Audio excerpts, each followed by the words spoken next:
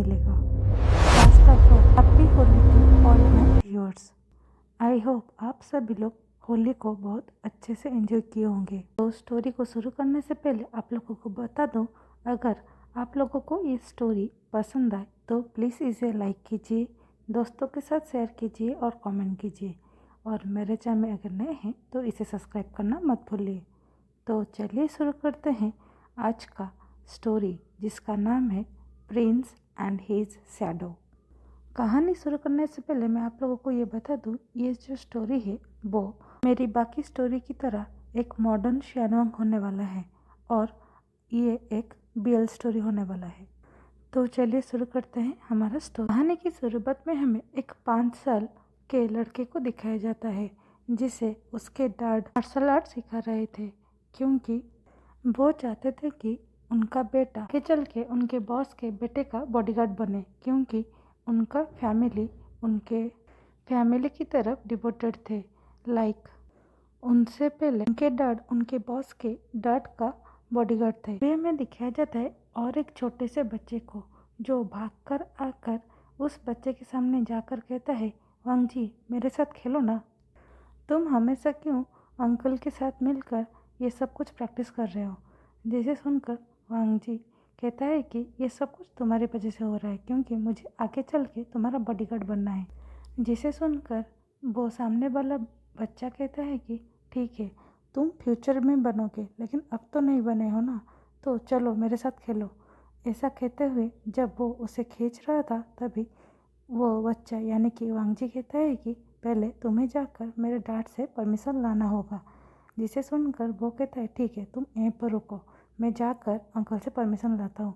ऐसा कहकर वो चला जाता है वांग जी के पापा यानी कि मिस्टर लांचीरान के पास, जो घर के अंदर गए थे पानी पीने के लिए। तभी वो जाकर मिस्टर लांचीरान के सामने खड़ा होते हुए कहता है, अंकल अब कहिए ना वांग जी को मेरे साथ खेलने के लिए। जिसे सुनकर लांचीरान कहता है, लेकिन लिटिल मास्टर वांग जी को भी थोड़ी और देर प्रैक्टिस करना है, जिसके बाद वो खेल सकता है। जिसे सुनकर वो बच्चा अपने पैर को पटकते हुए कहता है, लेकिन मैं चाहता हूँ वो मेरे साथ खेले, खेले मतलब खेले, नहीं तो मैं पापा को बता दूंगा।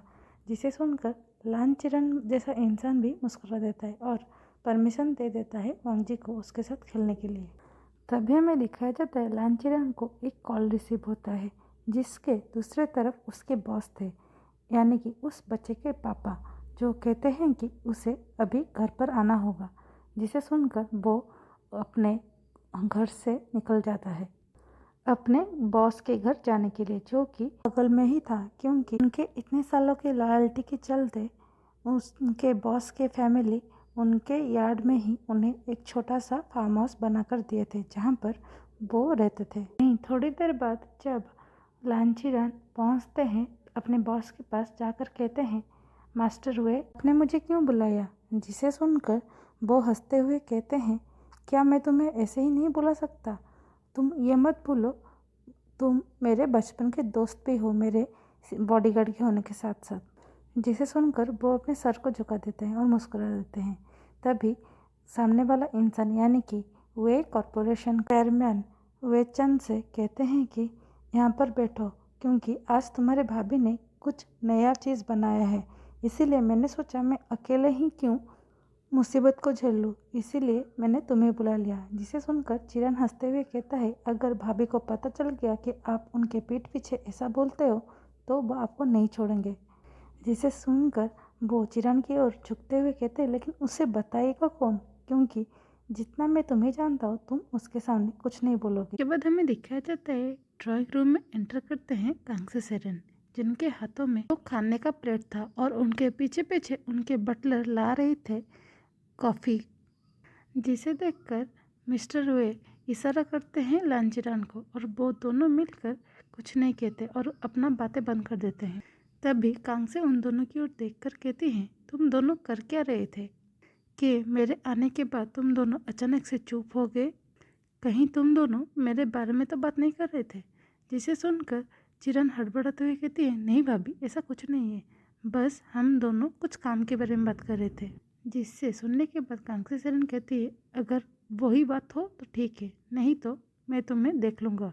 जिसे सुनने के बाद वे चंद से चुपचाप जाकर अपने वाइफ के बगल में बैठकर कहते हैं, हनी क्यों उसे डरा रहे हो, मुझे अपना प्लेट दो ताकि मैं टेस्ट कर सकूं आज मेरी वाइफ ने क्या बनाया है। जो बात सुनने के बाद कांग्सी सेरन मुस्कुराती हुई उनकी ओर एक प्लेट बढ़ाती हुई कहती है, ये लो, मैंने ये यूट्यूब से देखकर बनाया है, टेस्ट करो कैसा है। जिसे सुनने के बाद अपने इमोशन को कंट्रोल करते हुए चंद से उसे निगलने लगते हैं और बिल्कुल भी मुंह नहीं बनाते हैं क्योंकि उसका एक्चुअली में टेस्ट बहुत ही ज़्यादा ख़राब था। तभी कांग्सी सेरन कहते हैं कि तुम लोग यहीं पर हो और बच्चे। तभी लांचीरान जवाब देते हैं कि वो दोनों लॉन में खेल रहे हैं।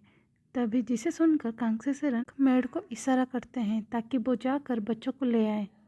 जिसे सुन देखने के बाद वे चंद से कहते हैं, हनी उन लोगों को क्यों परेशान कर रहे हो, वो लोग खेल रहे हैं, बाद में आ जाएंगे ना। जिसे सुनकर कांग्सी सेरन कहते हैं कि अभी उन लोगों को भी ये तो टेस्ट कराना है ना।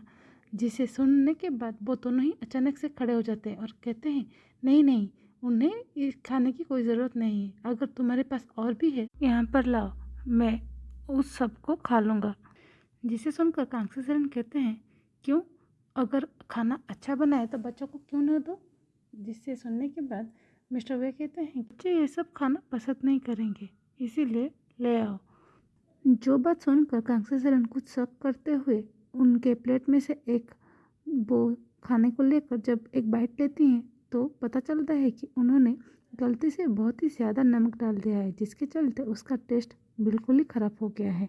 जिसे देखकर वो तुरंत ही खाने को थू कर देती हैं और उन दोनों की ओर देखकर कहती हैं कि तुम दोनों को मुझे बताना चाहिए था ना कि खाना बहुत ही ज़्यादा नमकीन बना है, तुम्हें मार थोड़ी ना डालूंगा।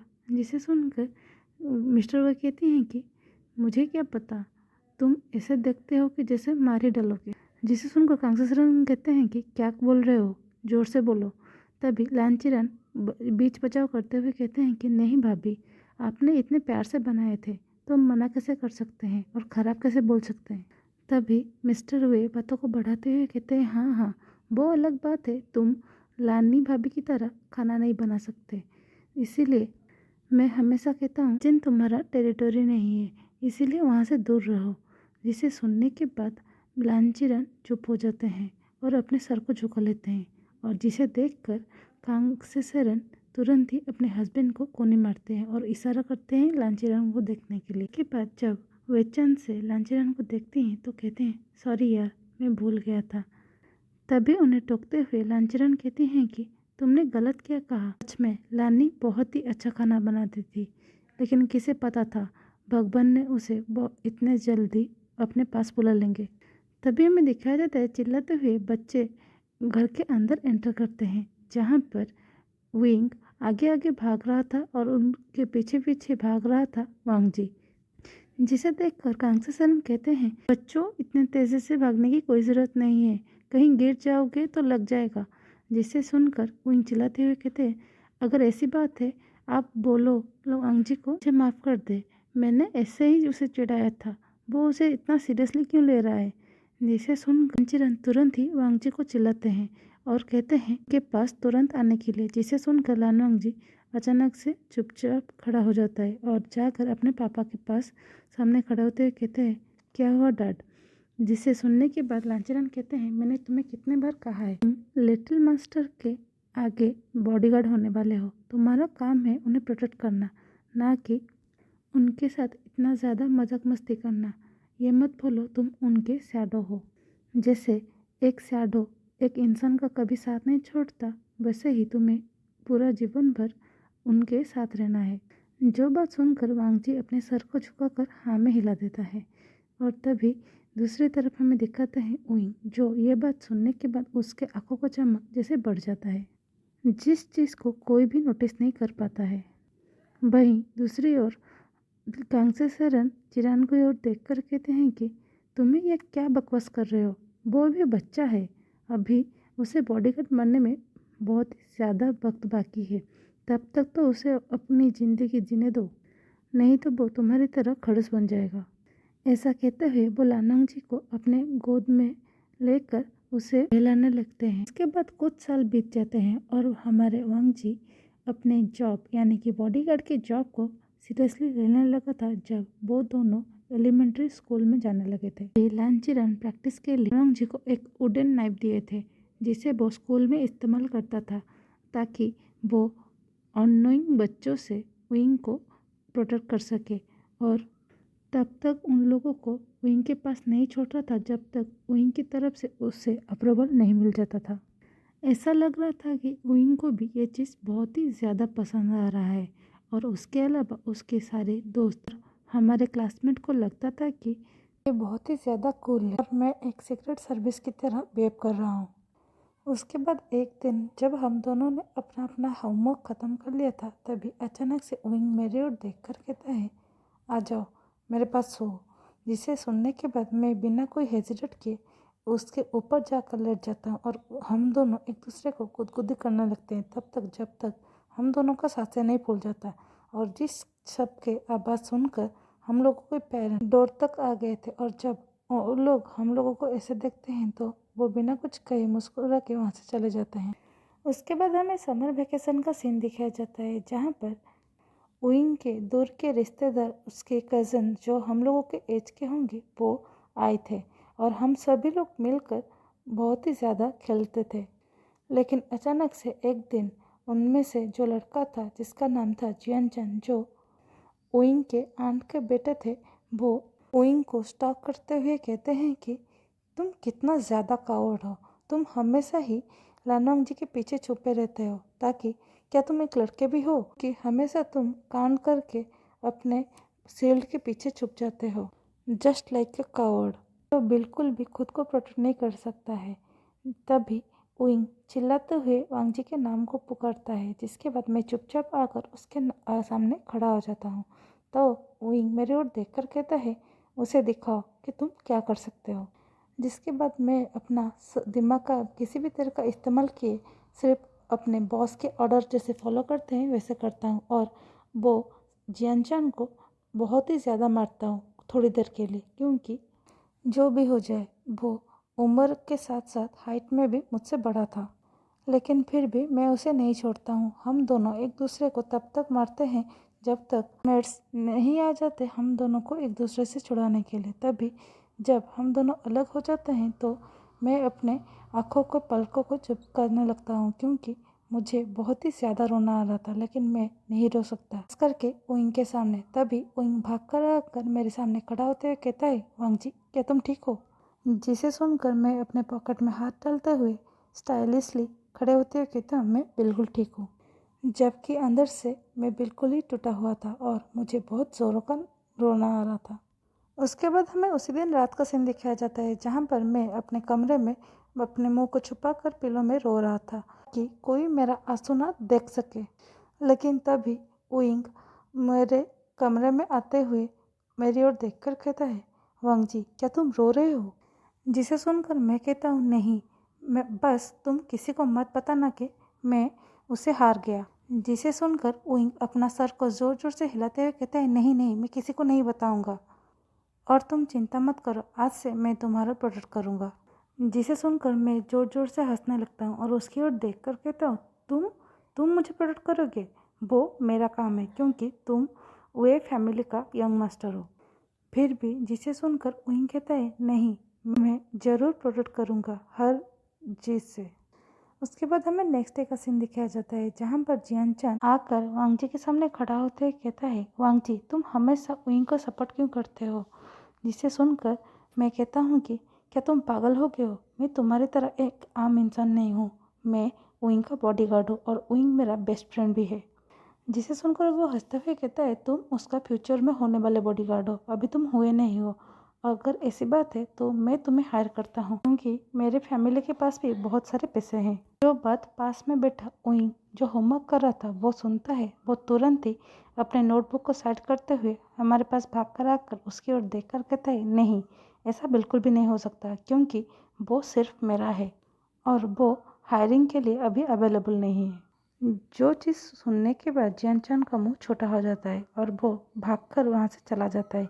और जिस चीज़ को देखकर मैं भी मुस्कुरा रहा था क्योंकि मुझे अच्छा लगा कि विंग अपने फैमिली के आगे मुझे प्रोटेक्ट कर रहा है। इसके बाद मैं उसकी ओर देख कर कहता हूँ, तुम सबसे बेस्ट हो। जिसे सुनकर वो स्मक करते हुए कहता है, मुझे पता है। इस इंसिडेंट के बाद हम लोगों का लाइफ सिंपली चल रहा था, जहाँ पर मैं विंग का शैडो था जो हमेशा उसके एक स्टेप पीछे रहता था और हर मुसीबत को अपने ऊपर लेने के लिए तैयार था। उसके बाद हमें दिखाया जाता है जूनियर हाई स्कूल का वक्त, जहाँ पर हमारे प्यारे शियानवांग बड़े हो गए थे, जहाँ पर एवुशियन एक हॉट हैंडसम लड़के की तरह उभर आया था। वहीं दूसरी तरफ हमारा लैनोंग जी थोड़ा क्यूटर साइड को गया था। लेकिन उन दोनों के बीच में एक चीज़ कॉमन था, वो था उन लोगों के पीछे ढेर सारी लड़कियां पड़ी थी, खास करके विंग के पीछे, क्योंकि विंग हैंडसम होने के साथ साथ स्कूल का टॉपर था, हर सब्जेक्ट में फर्स्ट आता था और उसके अलावा स्पोर्ट्स में भी आगे था।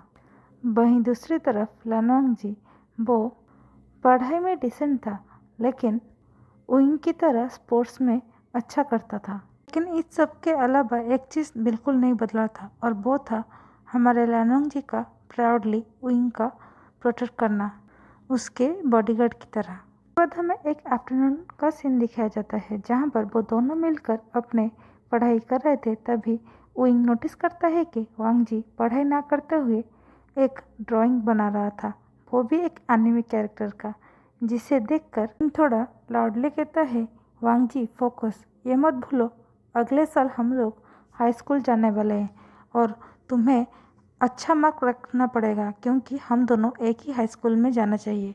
जो बात सुनकर वांग जी जवाब देता है कि क्या मैं एक दिन का छुट्टी नहीं ले सकता, वो भी पढ़ाई से, क्योंकि मैं आज वीडियो गेम खेलना चाहता हूँ।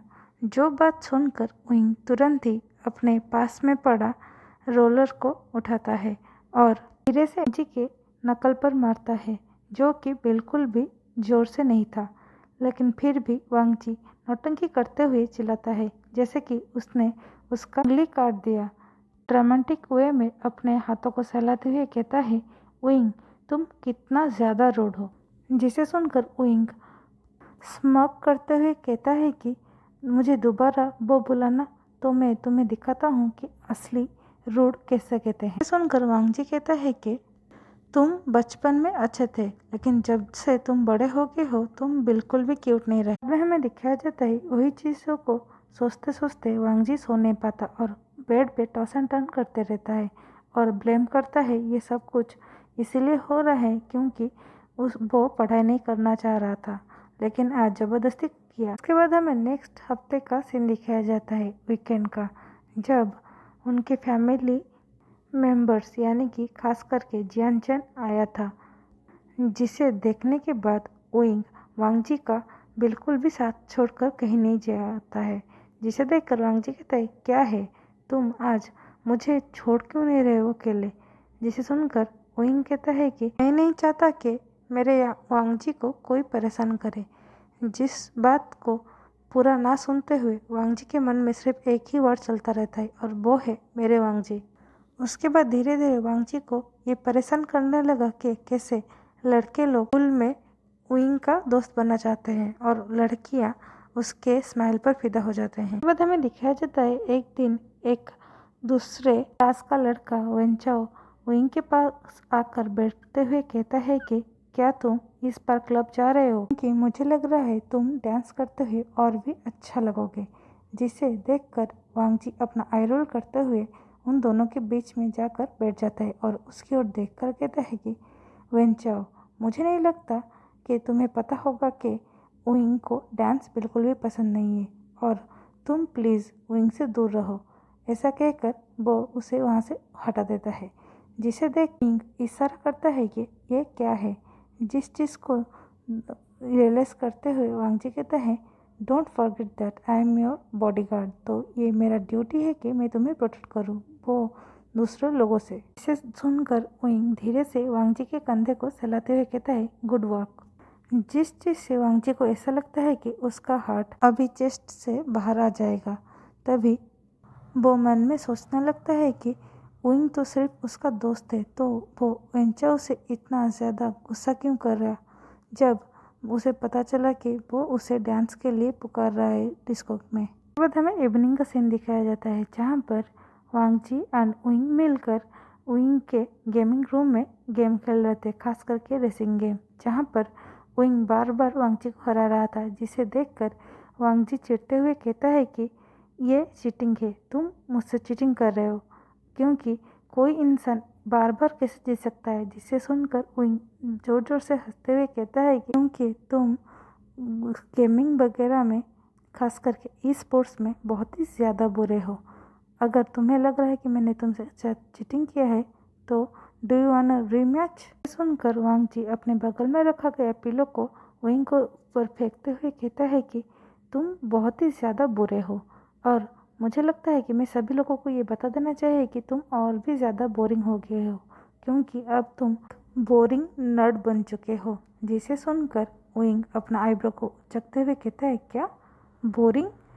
मैं तुम्हें बोरिंग लगता हूँ? ऐसा कहते हुए विंग अपना जो रोलर था उसे ले आकर वांग जी को दिखाता है, जिसे देखकर वांग जी जोर जोर से हंसते हुए कहते हैं, क्या तुम्हें लग रहा है मैं तुम्हारे ये रोलर से डरूंगा? और मुझे पता है तुम मुझसे इससे बिल्कुल भी नहीं मारोगे। जिसे सुनने के बाद विंग वो रोलर को लेकर वांग जी के ऊपर लेट जाता है, जिसके चलते सोफे के ऊपर वांग जी लेटा हुआ था और उसके ऊपर विंग था, जिसके हाथों में वो रोलर था और जिसको वो वांग जी के गले के पास रखा था, और कहता है कि मुझे दोबारा कहना बोरिंग। जिसे देखकर वांग जी अपना स्माइल को कंट्रोल करते हुए कहता है, सॉरी सॉरी, मैं बोरिंग नहीं कहूँगा, ओके ठीक है, तुम बहुत ही ज़्यादा क्यूट हो। जिसे सुनकर तुरंत ही विंग उसके ऊपर से हट जाता है और वांग जी रियलाइज़ कर पाता है कि अब उसका जो फेस है वो बर्न कर रहा है और उसका कान इतना ज़्यादा तप गया है कि उसे बिना देखे ये पता चल गया है कि उसका कान बिल्कुल रेड होगा। उसके बाद हमें दिखाया जाता है कुछ दिनों तक हमेशा वेन चाओ विंग के लिए लंच के टाइम पर कभी सोडा, कभी कॉफ़ी, कभी कोल्ड ड्रिंक्स ऑफर करता था, और जिस चीज़ को वांग जी बिल्कुल भी स्टबन की तरह उसे डॉच कर देता है। जिसे देखकर विंग कहता है कि तुम्हारा चल क्या रहा है, तुम ऐसे क्यों पॉजेसिव हो रहे हो। जिसे सुनकर वांग जी कहता है कि मैं पॉजेसिव नहीं हो रहा हूँ, बस मैं तुम्हारे लिए थोड़ा प्रोटेक्टिव हूँ। Don't forget I am like your shadow, जो तुम्हें हर मुसीबत से प्रोटेक्ट करेगा। इसे सुनकर विंग वांग जी के कंधे पर हाथ रखते हुए कहता है कि डोंट वरी, तुम इकलौते इंसान हो जिसे मैं चाहता हूँ, जिसे मेरी ज़रूरत है। तभी हमें दिखाया जाता है ये जेस्चर विंग का वांग जी को होम की तरह फील कराता है, थोड़ा प्रोटेक्टिव। इसके अलावा एक दिन इवनिंग को जब वो लोग मिलकर होमवर्क कर रहे थे, उस दिन फिर से वांग जी अपने अलजेब्रा ना करते हुए वो कार्टून बना रहा था, जिसे देखकर विंग कहता है कि वांग जी तुम पूरी तरह से होपलेस हो, जल्दी से अपना होमवर्क कंप्लीट करो, नहीं तो मैं तुम्हारा हर ड्राइंग बुक को ले जाऊंगा। जिसे देखकर वांग जी थोड़ा गंदा सा मुंह बनाता है और ऐसा बिहेव करता है जैसे कि अभी वो रो देगा। जिसे देखकर विंग कहता है, मेरे आगे ये सब नहीं चलेगा, पहले अपना काम ख़त्म करो। जिसे सुनकर चुपचाप वांग जी काम करने लगता है। जिसे देखने के बाद विंग वांग जी के बालों को सहलाते हुए कहता है, गुड बॉय। जिस वर्ड को जब वांग जी सुनता है तो सोचने लगता है कब से विंग इस तरह से बातें करने लगा है और उसे गुड बॉय कहने लगा है। लेकिन थोड़ी देर बाद वो इस चीज़ को इग्नोर कर देता है और चुपचाप बैठकर अपना काम करने लगता है। लेकिन वो नोटिस कर पा रहा था अभी दोनों के बीच का जो एटमॉस्फेयर है वो धीरे धीरे चेंज होने लगा है, जिसका बारे में उन लोगों को पता नहीं है। लेकिन वांग जी को ये रियलाइज़ होता है कि अभी भी वो उसके लिए उसका बेस्ट फ्रेंड, उसका यंग मास्टर है, लेकिन उसका इतना करीब आना उसके अंदर कुछ तो चेंज कर रहा है। इस चीज़ को वो पूरी तरह से अवॉइड कर देता है।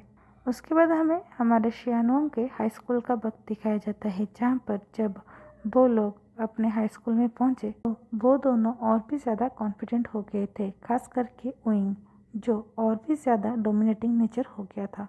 वो दोनों ऐसे चलते थे जैसे कि वो पूरे एरिया को ओन करते हैं। वहीं उसके अलावा विंग बास्केटबॉल में इतना ज़्यादा फेमस हो गया था कि वो हमेशा सबसे पहला प्रायोरिटी होता था हर कोच का जब मैच हो, क्योंकि एक दिन जब उन लोगों का पहला मैच था, उन लोगों के हाई स्कूल जाने के बाद के सबसे बड़ा राइवल टीम के वक्त जहां पर लास्ट मिनट में एक 3 पॉइंटर विंग ने गोल किया था, जिसके चलते उनका स्कूल जीत गया था।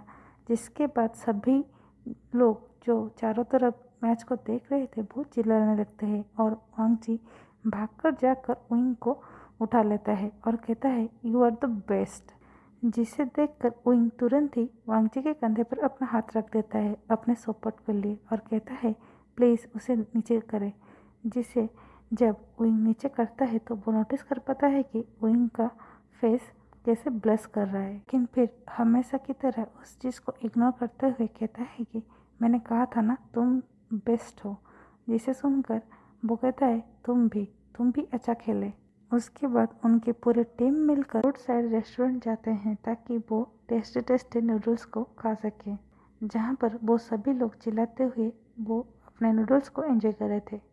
तभी अचानक से उनके टीम का एक मेंबर जिन जूसन आकर चिकी और लीन होते हुए कहता है कि आई एम जेलस क्योंकि तुम हमेशा विंग के पास रहते हो। जिसे सुनकर वांग जी थोड़ा प्रोटेक्टिव होते हुए विंग के पास जाकर बैठते हुए कहता है कि तुम ऐसा कभी नहीं कर सकते क्योंकि विंग मेरा है, विंग मेरा वीआईपी है। अगर तुम्हें चाहिए तो तुम अपना खुद एक वीआईपी ढूंढ लो जिसे तुम प्रोटेक्ट कर सको और जिसके साथ तुम हमेशा रह सको। इसे सुनकर उनके बाकी टीम के मेंबर हंसने लगते हैं और जिन जूसन अपने हाथ को उठाते हुए कहता है सॉरी तुम अपने वीआईपी को खुद ही संभाल कर रखो। जिसे सुनकर वांग जी स्मक करने लगता है। फिर अचानक से विंग वांग जी की ओर झुकते हुए कहता है कि मुझे नहीं पता था कि तुम इतना ज़्यादा पॉजिटिव हो अपने बॉस के लिए, जो कि पूरी तरह से प्लेफुल नेचर में बोला गया था, लेकिन उसका जो फेस का एक्सप्रेशन था जिसे देखकर वांग जी कहता है बस तुम्हारे लिए अनोइंग लोगों को तुमसे दूर कर रहा था क्योंकि तुम कुछ ज़्यादा ही फैंसी हो जाते। जिसे सुनकर विंग उसके कंधे पर हाथ रखते हुए कहता है वांग जी तुम ये भूल रहे हो, मैंने तुम्हें पहले ही कहा था कि नीड यू। जिसे सुनकर वांग जी जो अपना कोल्ड ड्रिंक पी रहा था वो चुप कर जाता है और बहुत जोर जोर से खांसने लगता है। इसे देखकर विंग तुरंत ही उसके पेट को सहलाने लगता है और गुस्से भरे वॉइस में कहता है तुम्हारा ध्यान कहाँ पे है, तुम एक कोल्ड ड्रिंक को पीते हुए कैसे चुप कर सकते हो। इसे सुनकर वांग जी अपने मुंह को छुपाते हुए कहता है प्लीज यार अभी मॉम की तरह बिहेव मत करो। जिसे सुनने के बाद विंग कहता है कि को तो बनना पड़ेगा ताकि तुम्हें लाइन पर ला सके। जिस बात से वांग जी अपना आई रोल करने लगता है।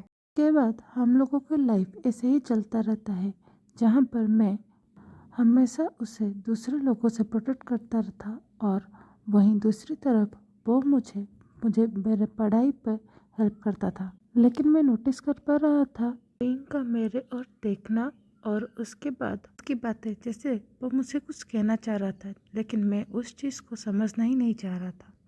उसके बाद हमें दिखाया जाता है सीनियर ईयर में विंग और भी ज़्यादा पढ़ाई पर फोकस करने लगा था कि वो कंट्री का बेस्ट यूनिवर्सिटी जा सके, जिसके चलते मुझे भी वो फोर्स करता था पढ़ाई करने के लिए क्योंकि मुझे भी उसकी शैडो की तरह वहाँ पर जाना होगा। उसके अलावा अभी लड़कियाँ उसके साथ ओपनली फ्लर्ट करने लगी थी, लेकिन मैं नोटिस कर पा रहा था, लेकिन उस सब के चलते वो हमेशा टेंस हो जाता था और मैं ये नोटिस कर रहा था कि जब कोई उसे अप्रोच करना चाहता था कैसे उसका जॉ टाइट हो जाता था। वहीं दूसरी तरफ मैं थोड़ा टेंस हो जाता था, लेकिन मैं हमेशा इस चीज़ को ये ब्लेम करता था कि ये सब कुछ कॉलेज एप्लीकेशन फॉर्म भरने स्ट्रेस के चलते हो रहा है। उसके बाद हमें दिखाया जाता है एक इवनिंग जब हम दोनों मिलकर उसके बेडरूम में होमवर्क कर रहे थे, तभी मैं अचानक से उसकी ओर देखकर पूछता हूँ विंग क्या तुम मुझे बता सकते हो हमेशा तुम्हें लड़कियाँ लव लेटर क्यों भेजती है, वहीं दूसरी तरफ मैं हूँ जिसे कोई कुछ नहीं भेजती, क्यों? क्या मैं चार्मिंग नहीं हूँ या हैंडसम नहीं हूँ? जिसे सुनने के बाद विंग अपना आईब्रो उठाते हुए कहता है क्यों तुम्हें जलस हो रहा है कि और क्या तुम अपना भी एक फैन क्लब चाहते हो जैसे मेरा है? जिसे सुनकर मैं जवाब देता हूँ ऐसा कुछ नहीं है, मैं बस कह रहा था कि मुझे क्यों कोई अप्रोच नहीं कर रहा है, हमेशा तुम्हें ही क्यों, जबकि हम दोनों एक साथ रहते हैं और हम दोनों ही हैंडसम हैं। जिसे सुनकर वो जवाब देता है हाँ तुम चार्मिंग हो, लेकिन उन्हें लगता होगा कि तुम टेकन हो। ऐसा कहकर वो मुझे थोड़ी देर देखता रहता है। जिस चीज़ को इग्नोर करते हुए मैं हंसते हुए कहता हूँ, क्या टेकन हूँ? किसके द्वारा? तुम्हारे? जिसे सुनने के बाद वो कोई जवाब नहीं देता और स्मग करते हुए अपना काम करने लगता है, जिसके बाद मैं अपना पढ़ाई ख़त्म करने लगता हूँ। उसके बाद हमें शियानवंग के एज 19 का वक्त दिखाया जाता है, जहाँ पर वो लोग कंट्री के सबसे बड़े यूनिवर्सिटी में एक्सेप्ट कर लिए गए थे। जो सब कुछ हुआ था विंग की वजह से, क्योंकि विंग ने वांगजी को बहुत ही ज़्यादा फोर्स किया था पढ़ाई करने के लिए। जहाँ पर वो दोनों अपने अपने घर से मूव आउट हो गए थे और रह रहे थे कॉलेज के डोम में, जहाँ पर फर्स्ट सेमेस्टर तो वो दोनों एकदम अनसेपरेबल थे, जहाँ पर वो लोग पढ़ाई के साथ साथ खाना, यहाँ तक कि खेलना और सोना भी एक साथ करते थे। वहीं एक दिन अचानक से वांगजी सुबह एक पिच ड्रॉप करते हुए कहता है कि विंग, कैसा होगा कि इस समर पर हम दोनों मिलकर कहीं घूमने के लिए जाए, बिना कोई फैमिली, बिना कोई फ्रेंड्स के। क्या सोच रहे हो? मज़ा आएगा ना? जिसे सुनने के बाद विंग की आंखें लाइट अप हो जाते हैं और उसकी ओर देख कर कहते हैं, तुम्हारा मतलब है सिर्फ हम दोनों? तो ठीक है, आई एम इन। के बाद हमें दिखाया जाता है वांगजी ये बात सुनकर वो मन ही मन ये इमेजिन करने लगता है कि कैसे वो हॉलीडेज़ को एंजॉय करेंगे, हाइकिंग, माउंट क्लाइंबिंग या सर्फिंग। तभी वो उसकी ओर देखकर कहता है, ठीक है, अच्छा होगा, लेकिन तुम्हें वो स्पॉट चूज़ करना होगा जिसको मैं फॉलो करूँगा। जिससे सुनकर विंग भी अपने सर को हाँ में नोट कर देता है। उसके बाद हमें दिखाया जाता है हमारे शियानवांग एक साथ क्लास करने के लिए चले जाते हैं। वहीं जब उन लोगों का एक क्लास ख़त्म होता है तो वांगजी विंग को क्लासरूम में छोड़कर वॉशरूम के लिए चला जाता है, और जब फ्रेशन अप होने के बाद वापस आता है तो पाता है कि विंग अपने सामने वाले टेबल पर पड़े एक गिफ्ट बॉक्स को घूर रहा था। जिसे देखकर वांगजी कहता है, क्या ये यहाँ पर भी शुरू हो गया? यहाँ पर भी लड़कियाँ तुम्हें ब्राइव करने के लिए तुम्हें गिफ्ट दे रही हैं। जिसे सुनकर विंग तुरंत ही वो गिफ्ट बॉक्स को अपने बैग में डालते हुए कहता है, ये मेरे लिए नहीं था, ये तुम्हारे लिए था। मुझे एक लड़के ने कहा कि तुम्हें दे दूँ, ये गुड लक चार्म है। जिसे सुनकर वांगजी अमेज्ड होते हुए कहता है, क्या ये मेरे लिए था? तो तुम क्यों उसे अपने बैग में डाल रहे हो? लाओ, मुझे दो। कहते हुए वो विंग के बैग को खोलने जा रहा था, तभी विंग उसके हाथों को अपने बैग में से हटाते हुए कहता है, तुम्हें कोई टेंस लेने की ज़रूरत नहीं है। मुझे लग रहा है वो लड़की थोड़ा कंफ्यूज है। जिसे सुनकर वांगजी ये सेंस कर पा रहा था कि कुछ तो ऑफ है, जो विंग बताना नहीं चाह रहा था। तभी वो अपने हाथ को उठाते हुए कहता है, ठीक है, जैसा तुम चाहो, तुम अपना सीक्रेट अपने पास रख सकते हो। उसके बाद हमें दिखाया जाता है उस रात को वो लोग अपने दोस्तों के साथ मिलकर बार गए थे, जहाँ पर वांगजी ने 2 to 3 बोतल्स बियर ड्रिंक कर लिया था, जिसके चलते वो थोड़ा टिप्सी हो गया था। जिसके बाद वो अपने एक दोस्त के पास जाकर उसके कंधे पर हाथ रखते हुए कहता है, क्या तुम्हें पता है एक इंसान के साथ आउट ऑफ सिंक होना कैसे कहते हैं? जिसे सुनकर वो कहता है, क्या हुआ? किसने कुछ कहा? जिसे सुनकर वांगजी के अपने सर को उसके कंधे पर रखते हुए कहता है कि नहीं, बस विंग आजकल वो पहले वाला विंग है, लेकिन कुछ तो चेंज हुआ है, जिस चीज़ को मैं समझ नहीं पा रहा हूँ और वो मुझे बता नहीं रहा है। जिसे सुनने के बाद वो अपना ड्रिंक्स करते हुए कहता है कि तुम दोनों पूरी तरह से एक मैरिड कपल की तरह बिहेव कर रहे हो और मुझे लग रहा है कि तुम कुछ ज़्यादा ही सोच रहे हो, ऐसा कुछ नहीं होगा। तभी ये बात को सुनने के बाद वांगजी के मुंह से वो बियर स्प्लिट हो जाता है और वो उसकी ओर देखकर कहता है, क्या पागल हो गए हो? वो मेरा बेस्ट फ्रेंड है, हम दोनों एक दूसरे को बचपन से जानते हैं। जिसे सुनने के बाद वो स्मार्ट करते हुए कहता है, तुम जो सोचना चाहो सोच सकते हो। जिसके जी इस बारे में आर्ग्यू शुरू करता उससे पहले वो फील करता है किसी ने उसके कंधे पर अपना हाथ रखा है, और तभी उसे विंग का वॉइस सुनाई देता है, जो वांगजी की ओर देखकर कह रहा था, तुम ठीक हो? जिसे सुनकर वांगजी स्माइल करते हुए कहता है, मैं पूरी तरह से ठीक हूँ, बस मैं तुम्हारे बारे में गॉसिप कर रहा था। ऐसा कहते हुए वांगजी विंग के ऊपर लेन कर जाता है और विंग अचानक से प्रोटेक्टिव वे में उसके कमर पर अपना हाथ रखते हुए खड़ा करते हुए कहता है कि time to go you shorty. ऐसा कहते हुए वो सामने वाले दोस्त की ओर नोट करता है। तभी वांगजी ये नोटिस कर पा रहा था कि वो लड़का अभी भी स्मग करते हुए उन दोनों को बाय बाय कर रहा है। इसके बाद हमारे प्यारे शियानवांग जब अपने कार में अपने डोम जा रहे थे, तभी वांगजी नोटिस करता है कि उइंग का जो ड्राइवर था वो बिल्कुल ही पीछे मुड़कर नहीं देख रहा है और एयरव्यू व्यू मिरर में भी नहीं देख रहा है, जिसे देखने के बाद वो तुरंत ही अच्छी तरह से उइंग के ऊपर लीन हो जाता है और उसके एक हाथ को पकड़ते हुए कहता है कि तुम अचानक से इतना ज़्यादा टॉल कैसे हो गए, जिससे चलते मुझे फील होता है कि मैं बहुत ही ज़्यादा शॉर्ट हूँ। जिसे सुनने के बाद वो मेरे थाई के ऊपर अपना हाथ रखते हुए कहता है कि तुम परफेक्ट हो, बस तुम कुछ ज़्यादा ही सोच रहे हो। ऐसा कहते हुए वो नीचे की ओर झुकते हुए हम दोनों के यानी कि ड्राइवर और हम लोगों के बीच में जो पार्टीशन था उसे ऑन कर देता है।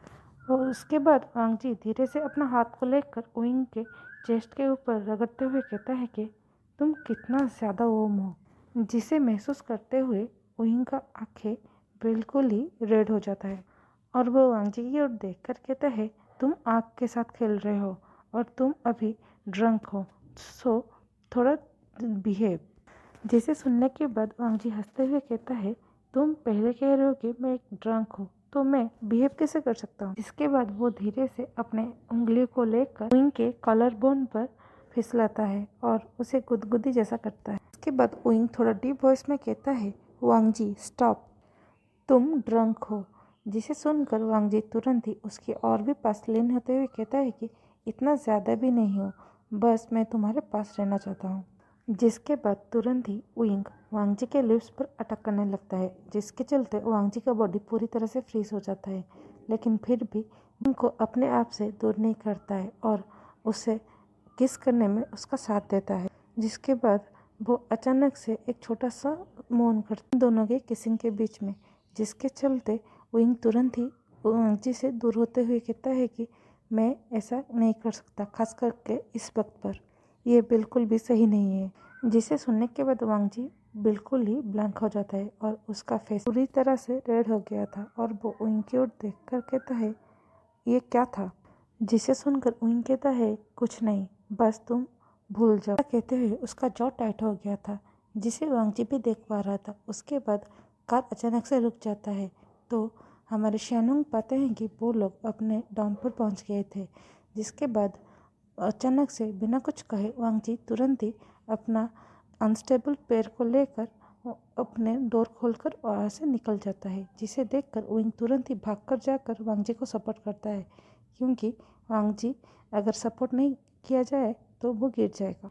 जहाँ पर थोड़ी देर बाद वो उसे ले जाकर अपने बेड पर लेटा देता है और तभी वांगजी उइंग की ओर देख कर कहता है कि तुमने मुझे किस किया। इसे सुनकर उइंग कहता है कि जस्ट फॉरगेट इट, तुम ड्रंक हो तो सो जाओ। जिस चीज़ को पूरी तरह से इग्नोर करते हुए वांगजी हंसते हुए कहता है कि लेकिन आई लाइक इट। जिसे सुनने के बाद उइंग पूरी तरह से फ्रीज हो जाता है, जो उसके बगल वाले बेड में ही बैठा हुआ था।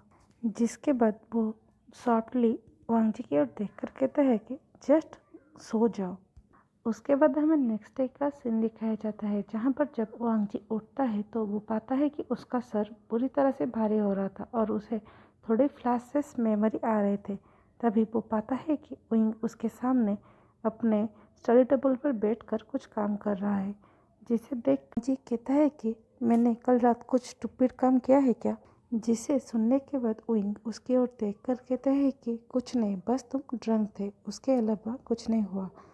जिसे सुनने के बाद जब वांगजी नोटिस करता है तो पाता है कि उइंग का जो एक्सप्रेशन था वो उसे पढ़ नहीं पा रहा है। उसे इग्नोर करते हुए अपने मन ही मन सोचने लगता है कि क्या वो किस को इमेजिन कर रहा है। तभी वो फिर से उइंग की ओर देखता है तो जब वो पाता है कि वो कुछ सीरियस काम कर रहा है तो वो अपना पूछने का जो कोटा था उसे बंद कर देता है। वो अपने फ़ोन को निकल कर ऐसे प्रिटेंड करता है कि जैसे वो कुछ स्क्रॉल कर रहे, तो वो स्क्रॉल करते हुए कहता है कि तो मैं तुम्हें एक चीज़ और करता हूँ, क्योंकि तुमने मुझे कल ड्रग करते हुए रूम पर लाया था। जिसे सुनकर वो जवाब देता है कि एनी टाइम। जिसके दिखाया जाता है उस इंसिडेंट के बाद वांगजी कुछ ज़्यादा ही ओइंग को नोटिस कर रहा होता है। वो कैसे हंसता है, वो अपने क्लासमेट से बात कर रहा होता है और कैसे उसका आईज सॉफ्ट हो जाता है जब वो मेरी ओर देखता है। जिसके बाद अचानक से हमें, जब हम लोग खाने के लिए कैफेटेरिया गए थे, तभी वो लड़का वाला वो दोस्त आकर वांग जी के बगल में बैठते हुए कहता है कि क्या हुआ, कल रात तुम दोनों ने एक वाइल्ड नाइट स्पेंड किया। जिसे सुनने के बाद जो स्पून वांग जी ने पकड़ा हुआ था वो उसके हाथों से छूट जाता है और वो उसकी ओर घूरते हुए कहता है, व्हाट डू यू मीन, हम लोग क्यों वाइल्ड नाइट स्पेंड करेंगे, बस हम दोनों ने नॉर्मल ने अपने बेड पर सो गए। जिसे सुनकर वो लड़का हंसते हुए कहता है, ऐसा क्यों लग रहा है जिसके चलते तुम बहुत ही ज़्यादा सैड हो कि वो तुम्हारे साथ नहीं सोया बल्कि अपने बेड पर सोया। जिसे सुन जी पूरी तरह से उस बात को इग्नोर कर देता है और अपना खाना खाने का प्रोग्राम को कंटिन्यू करता है। तभी अचानक से उसे वो किस का फ्लैशबैक आता है, तो वो ये सोचता रहता है कि वो किस रियल था या वो कुछ ज़्यादा ही इमेजिन कर रहा है। उसके बाद धीरे धीरे चीज़ें और भी ज़्यादा ऑकवर्ड होने लगा, क्योंकि जब जब विंग वांग जी को देखता है तो वांग जी ये फील कर पाता है कि कैसे उसके पेट में बटरफ्लाई महसूस हो रहा है और कैसे उस दिन विंग ने उसके चीक को प्यार से होल्ड किया था और किस किया था, वो सब चीज़ें याद आ रहा था। जिसके चलते धीरे धीरे वांग जी विंग के साथ पढ़ाई करना अवॉइड करता रहता है। जिसके बाद एक वीकेंड वांग जी विंग को बिना बताए सिर्फ अपने डैड को ये टेक्स्ट कर देता है कि वो अपने होम टाउन जा रहा है, क्योंकि उसे थोड़ा अनईजी फील हो रहा है, वो थोड़ी देर अकेला रहना चाहता है।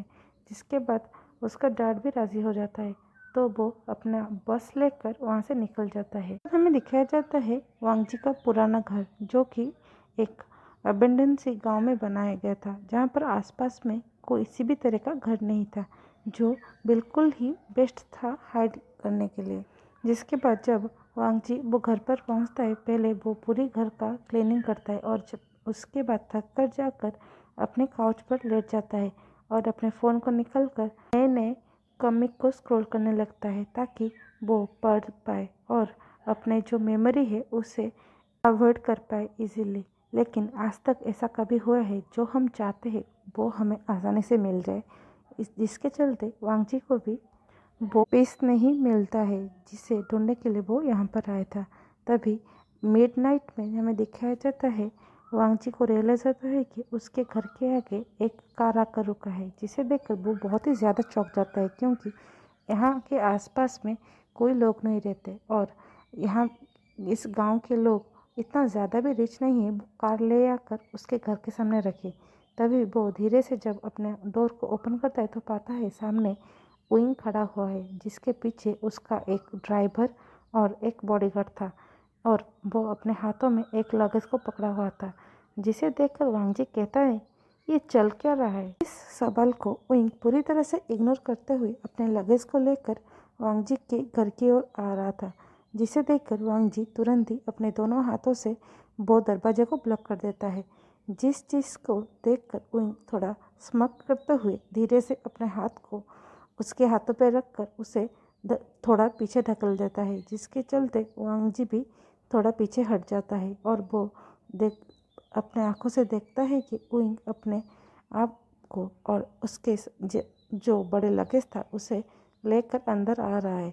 तो वो और भी ज़्यादा चिढ़ते हुए विंग की ओर देखकर कहता है कि क्या तुम मुझे एक दिन अकेले नहीं दे सकते, मैं थोड़ी देर अपने आप के साथ बिताना चाहता था, लेकिन तुम सब कुछ रुइन कर दिए और चुपचाप आकर मेरे आगे टपक पड़े। तो सभी बातों को विंग पूरी तरह से इग्नोर करते हुए अपने डोर को क्लोज कर देता है और वांग जी की ओर देखकर कहता है कि तुम भाग आए। जिसे सुनकर वांग जी कुछ नहीं कहता। अचानक से विंग अपने लगेज में से एक वुडन बॉक्स को निकालता है और उसे खोलते हुए कहता है कि तुमने कुछ जवाब नहीं दिया। जिसे सुनकर वांग जी थोड़ा चिढ़ते हुए कहता है कि मैं तुम्हारा डॉग नहीं हूँ जो कि मैं जहाँ भी जाऊँ अपने मास्टर को बता कर जाऊँ। जिसे सुनकर विंग थोड़ी देर फ्रीज हो जाता है और वो अपने वुडन बॉक्स से रूलर को निकल कर वांग जी के पास जाकर उसके बहुत ही ज़्यादा क्लोज जाते हुए कहता है कि तुमने क्या कहा। इस चीज़ का बिना कोई जवाब दे वांग जी उसके हाथों से छूटने की कोशिश कर रहा था, जिसके चलते विंग अपना ग्रिप जो वांगजी के चेस्ट पर था उसे और भी ज़्यादा टाइट करते हुए उसे अपने और भी ज़्यादा करीब लाने लगता है, जिसे देखकर वांगजी कहता है, तुम कर क्या रहे हो? तभी बिना कुछ कहे विंग वो गोल्डन रूलर से, जो लग रहा था बहुत ही ज़्यादा एक्सपेंसिव है और गोल्ड से बना है, उसे वो धीरे धीरे वांगजी के शर्ट को ऊपर करता है, जिसके चलते वो गोल्ड मेटल जब जब वांगजी को टच होता था वो अपने बॉडी में एक हिरन सा फील कर पा रहा था, जिस चीज़ को विंग एंजॉय कर रहा था। तभी वांगजी अपना आंखों को थोड़ी देर बंद करते हुए और जॉ को टाइट करते हुए कहता है कि तुम करना क्या चाहते हो? जिसे सुनकर विंग सिर्फ जवाब देता है, तुम भाग गए, वो भी बिना बताए, तो तुम अब तैयार रहो, पनिशमेंट तुम्हें जरूर मिलेगा। जिसे सुनकर वांगजी थोड़ा चक्कर करते हुए विंग के हाथों को पकड़ते हुए कहता है कि तुमने क्या कहा? तुम मुझे सच में ये एक्सपेंसिव रोलर से नहीं मारने वाले हो, एम आई राइट?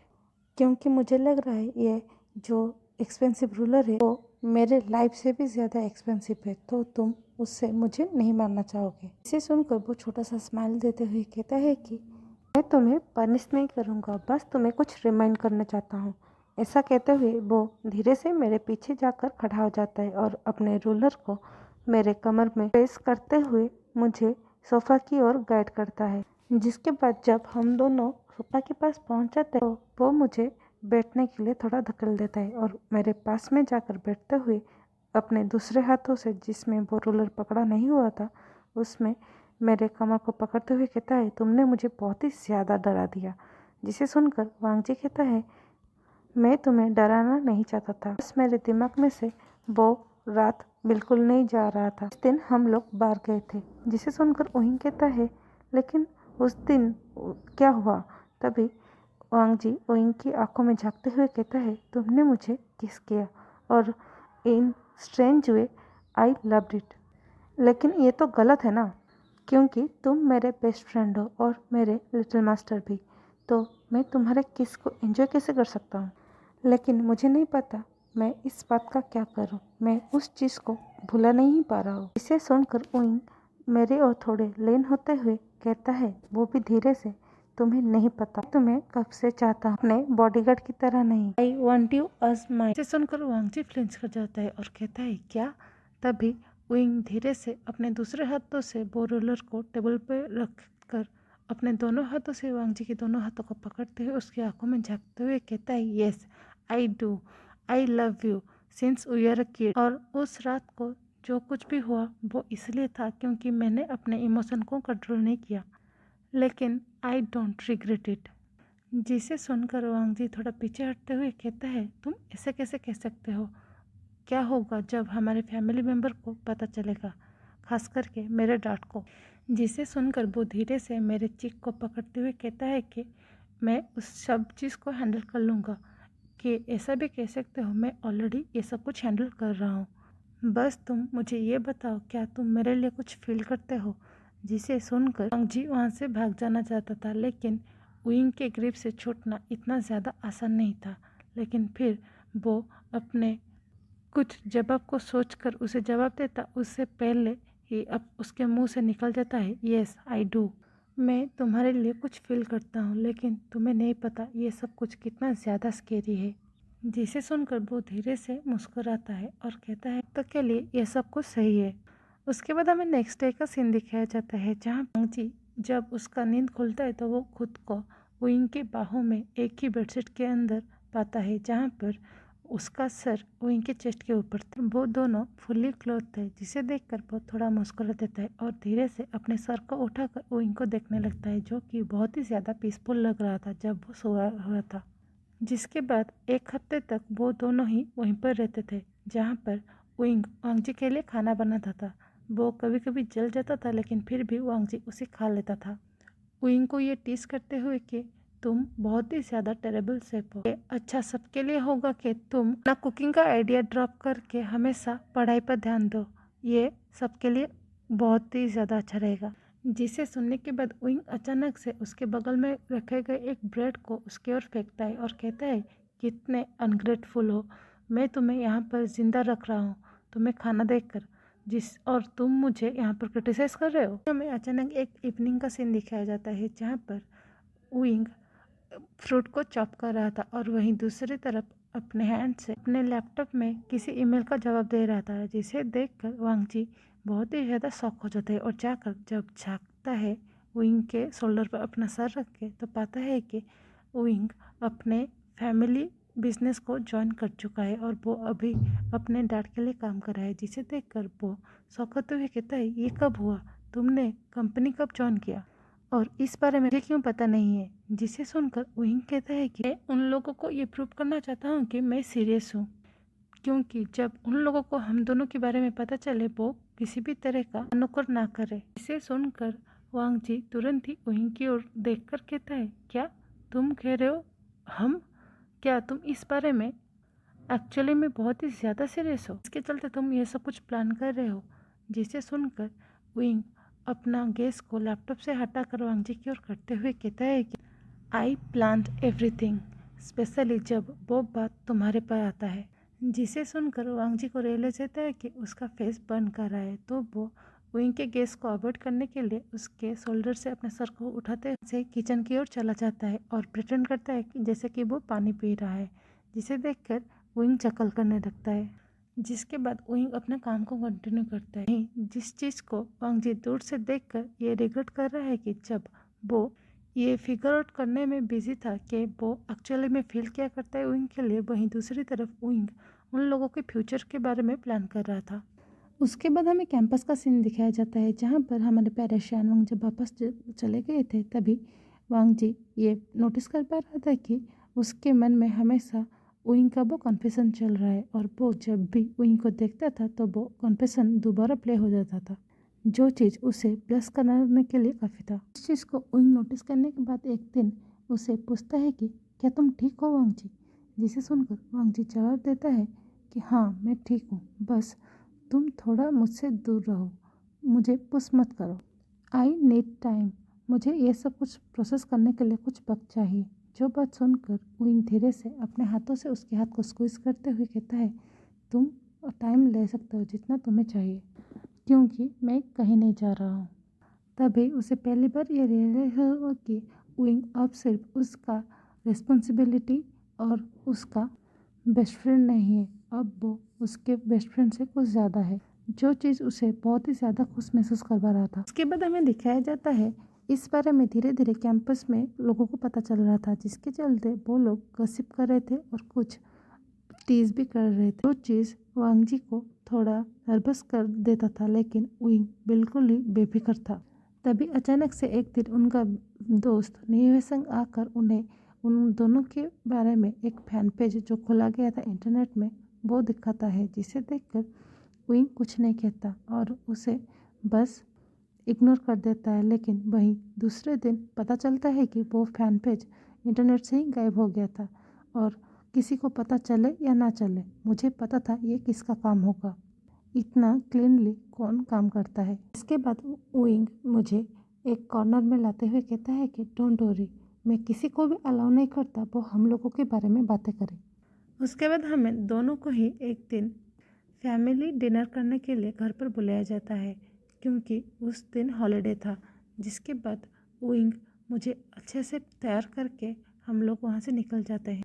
तो जब हम लोग घर पर पहुँचते हैं तो पाते हैं मेरे डैड पहली बार उसकी पी रहे थे, वो भी जब फैमिली डिनर हो, क्योंकि उनके एथिक्स के मुताबिक वो बच्चों के सामने कभी ड्रिंक नहीं करते, लेकिन आज कुछ अजीब था।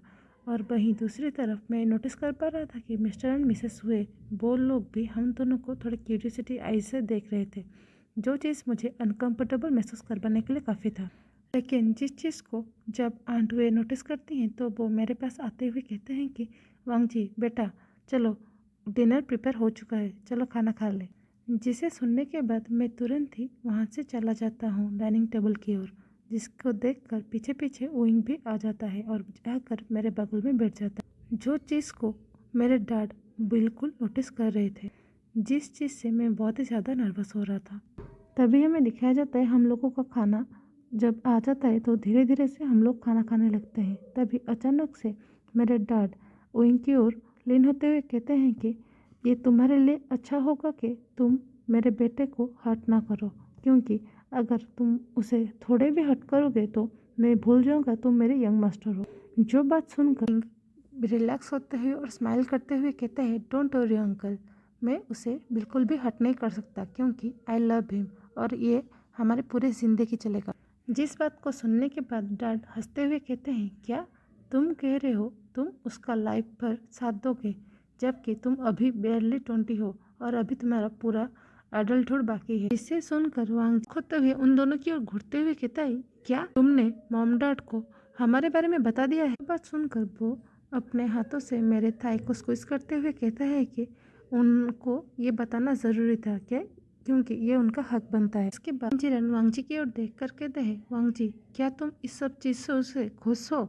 जिसे सुनकर वांगजी तुरंत ही अपने सर को हाँ में हिला देता है, कहता है मैं बहुत ही ज़्यादा खुश हूँ। जिसे सुनने के बाद लांचीटन थोड़ा रिलैक्स होते हुए अपने सर को हाँ में हिला देते हैं और कहते हैं, लेकिन तुम मुझे प्रॉमिस करो, तुम मुझे उस वक्त बताओगे जब तो वो तुम्हें थोड़ा भी प्रॉब्लम देगा। जिसे सुनकर विंग नोट करते हुए कहते हैं, डोंट वरी, मैंने कहा ना मैं उसका ख्याल रखूंगा। बाद हमें दिखाया जाता है जब उन लोगों का डिनर कंप्लीट हो जाता है तो लानंग जी वहाँ से उठकर चला जाता है अपने घर पर, जहाँ पर वो जाकर अपने मॉम की पिक्चर्स के आगे खड़े होते हुए कहता है, मॉम आपको पता चल गया होगा ना, आप खुश हो ये जानकर कि मैं विंग को पसंद करता हूँ, खास करके ये कि मैं एक लड़के को पसंद करता हूँ। हमें दिखाया जाता है अचानक से आकर अचानक वांगजी को पीछे से हक कर लेता है, जिसके चलते वांगजी बहुत ही ज़्यादा चौंक जाता है। तो वो जब थोड़ी देर बाद जब वांगजी को ये रियलाइज होता है ये कोई और नहीं विंग है, तो वो विंग के हाथों को मारते हुए कहता है, क्या तुम पागल हो गए हो? इसे कौन आता है? क्या तुम मुझे हार्ट अटैक देना चाहते थे? जिसे सुनकर विंग चिढ़ते हुए कहता है, हमेशा बकवास बात है, मैं बस तुम्हें सरप्राइज दे रहा था और मैं देख रहा था तुम कर क्या रहे हो, और जब पता चला तुम आंटी के आगे हम लोगों के बारे में बात कर रहे हो इसलिए मैं आ गया तुम्हें साथ देने के लिए, क्योंकि ये रिलेशनशिप तुम्हारा नहीं है हम दोनों का है। तो आंटी को अपने फ्यूचर सन लाने के लिए मैं आ गया। जिसे सुनकर वांगजी हंसते हुए कहता है, तुम पागल हो गए हो, सच सच बता तुम यहाँ पर क्यों आए हो?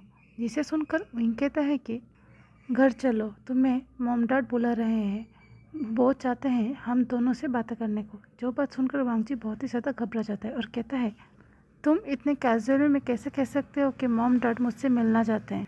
जिसे सुनकर विंग उसे हौसला देते हुए कहता है, डोंट वरी, वो कुछ नहीं कहेंगे कि मैंने उन्हें सब कुछ समझा दिया है।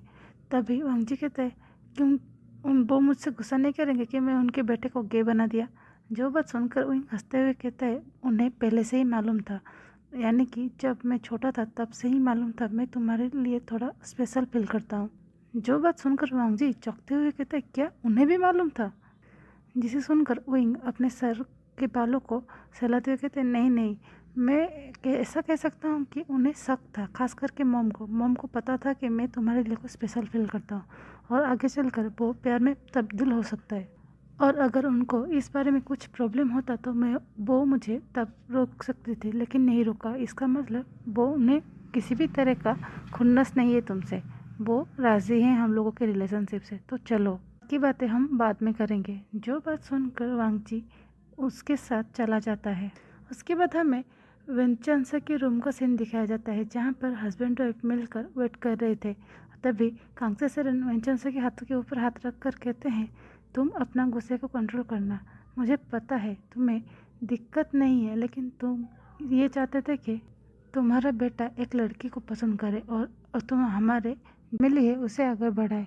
तो जिसे सुनकर बेचैन से कहते हैं, डोंट वरी, मैं ऐसा कुछ नहीं करूँगा, मुझे बस दिक्कत है कि उनके बच्चों का, वो तो हम अडॉप्ट भी कर सकते हैं। जो बात सुनकर कांगसे सरन कहते हैं, ये हुई ना मेरे हस्बैंड वाली बात।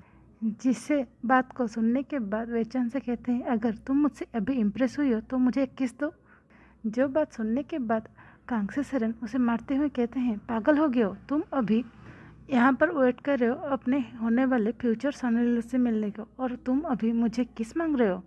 रोमांस करने का टाइम तुम्हारे बच्चों का, ना कि तुम्हारा। तुमने ऑलरेडी वो उम्र पार कर लिया है। जो बात सुनकर बेचैन से कहते हैं, इसका मतलब तुम मुझे बुढ़ा कह रहे हो? सुनने के बाद चिढ़ाने के लिए कांगसे सरन कहते हैं, हाँ मैं तुम्हें बुढ़ा कह रहा हूँ। तभी उन लोगों के फन मोमेंट को इंटरप्ट करते हुए उन्हें एक नॉक सुनाई देता है। तो वेचन से और कांग्से सेरन वो अटेंटिवली बैठ जाते हैं और थोड़े दूर दूर। तभी विंग कहता है, मॉम डैड, क्या मैं अंदर आ सकता हूँ? जिसे सुनकर कांग्से सेरन कहते हैं, आ जाओ आ जाओ, और तुम कब से इतना ज़्यादा पोलट हो गए हो? बात सुनने के बाद विंग कहता है कि तब से जब मुझे पता चला है आप दोनों अभी भी रोमांस करते हो। जिस बात को सुनकर वे चांद से खांसने लगते हैं और कांग्रेस सेरेन अपने नजरे को फेराने लगते हैं, और जिसके रिप्लाई में वांग जी विंग को एक कोनी मारता है और विंग चिल्लाता है, क्या कर रहे हो तुम, मुझे मारा क्यों? तभी वांग जी उसे आँख दिखाता है, जिसके चलते विंग चुप हो जाता है और चुपचाप जाकर उन लोगों के आगे खड़ा हो जाता है। तभी वांग जी उन लोगों के आगे जाकर कहता है, अंकल आंटी, आप लोगों को कोई दिक्कत तो नहीं है कि हम दोनों अभी रिलेशनशिप में हैं? जो बात सुनकर कांग्से सेरन हंसते हुए कहते हैं, क्या तुम्हें मालूम है, जब तुम पैदा नहीं हुए थे तब मैंने ऐसे मजाक मजाक में लानी को कहा था, अगर होगा फ्यूचर में हम लोगों के बच्चे एक दूसरे से शादी कर ले, लेकिन बाद में तुम दोनों लड़के पैदा हो गए तो हम लोग थोड़ा इस बारे में बातें नहीं करते। लेकिन देखो, आज तुम खुद ही दूसरे को खुद के लिए चूज कर लिया है, जो हम लोग चाहते थे, और मैं गुस्सा क्यों करूँगा? तुम मेरे बेस्ट फ्रेंड के बेटे हो, जिसे मैं बचपन से देख रहा हूँ, और तुम बहुत ही अच्छे बच्चे हो, तो मुझे गुस्सा करने की कोई बात ही नहीं है। जो बात सुनकर विंग तुरंत ही जाकर वांग जी को साइड हक करते हुए कहता है, मैंने कहा था ना, मॉम डैड गुस्सा नहीं करेंगे, खामखा चिंता करते रहते हो।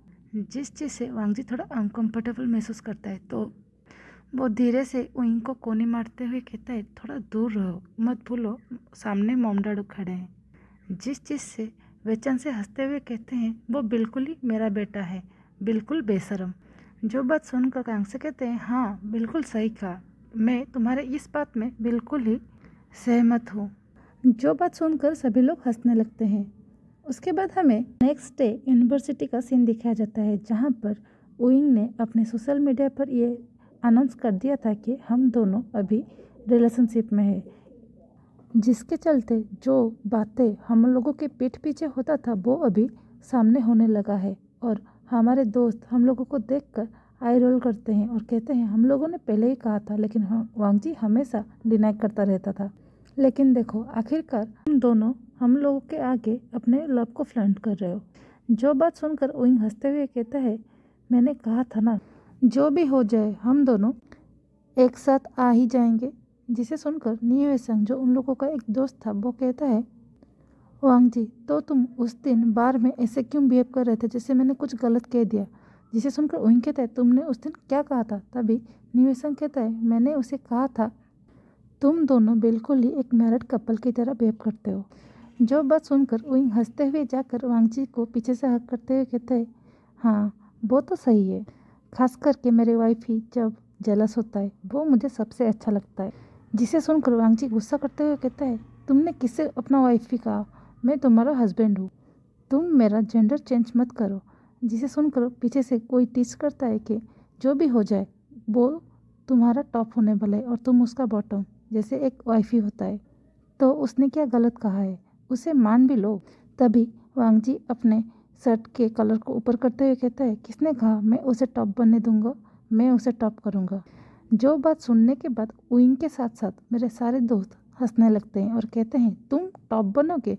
तुमने खुद को देखा है और विंग को, तुम उसके आगे कुछ भी नहीं हो। और मैं गारंटी के साथ कह सकता हूँ कि विंग ही टॉप है तुम लोगों के रिलेशनशिप में।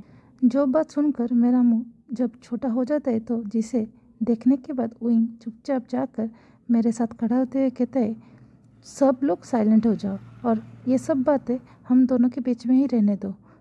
अगर कोई टॉप होगा चाहेगा वो तब देखा जाएगा, अभी इस बारे में बात करने की कोई ज़रूरत नहीं है। तभी और एक दोस्त हम लोगों के कहता है कि लेकिन उन लड़कियों का क्या जो तुम दोनों के ऊपर क्रश रखे बैठे हुए थे? वो इंतज़ार कर रहे थे कि कॉलेज के दो हैंडसम हंक उन लोगों के ड्रीम बॉयफ्रेंड बनेंगे, लेकिन क्या पता था वो दोनों गे निकलेंगे। जिसे सुनकर विंग अपोज करते हुए कहता है, मैं गे नहीं हूँ, मैं सिर्फ वांग जी को पसंद करता हूँ। जो बात सुनकर बाकी दोस्त हंसते हुए कहते हैं, हाँ हाँ तुम गे नहीं हो, सिर्फ लानवांग जी के लिए अपना गेपन दिखा रहे हो। तो बात को सुनकर मैं भी हंसने लगता हूँ। उसके बाद हमें दिखाया जाता है, रात को हम दोनों अपने डोम में एक साथ अपने बेड पे लेटे होकर सोच रहे थे कि हम अपने वैकेशन में कहाँ जाएंगे। जिसके बाद उइंग कहता है कि मैं चाहता हूँ कि मैं एक शांत से प्लेस पर जाऊँ जहाँ पर हम दोनों को डिस्टर्ब करने के लिए कोई ना हो, ये सभी चीज़ों से बहुत दूर। बस मैं एक हफ्ता सिर्फ तुम्हारे साथ अपना टाइम बिताना चाहता हूँ। ऐसा कहते हुए वो मुस्कुराने लगता है और उसे मुस्कुराते हुए देखकर वांग जी को ये रियलाइज होता है कि वो एक्चुअली में कितना डीपली उइंग को प्यार करता है, जितना वो उससे भी प्यार नहीं करता होगा। जिसके बाद वो अपने बेड से उठकर जाकर उइंग के ऊपर लेटते हुए कहता है, उइंग आई लव यू। जो बात सुनकर उइंग भी फ्लिंच कर जाता है और कहता है, क्या कहा तुमने? तभी वांग जी चिल्लाते हुए कहता है, मिस्टर वेबुशन, I told you that I love you. तो ये था मेरी story prince and his shadow. I hope आप लोगों को ये स्टोरी पसंद आएगा। ये एक छोटा सा एंड क्यूट सा स्टोरी था जो कि एक हायर और उसके बचपन से तय किए गए बॉडीगार्ड के बीच में था, जहाँ पर पहले वो दोस्त बने, बेस्ट फ्रेंड, उन लोगों के बीच से प्यार पनपता है।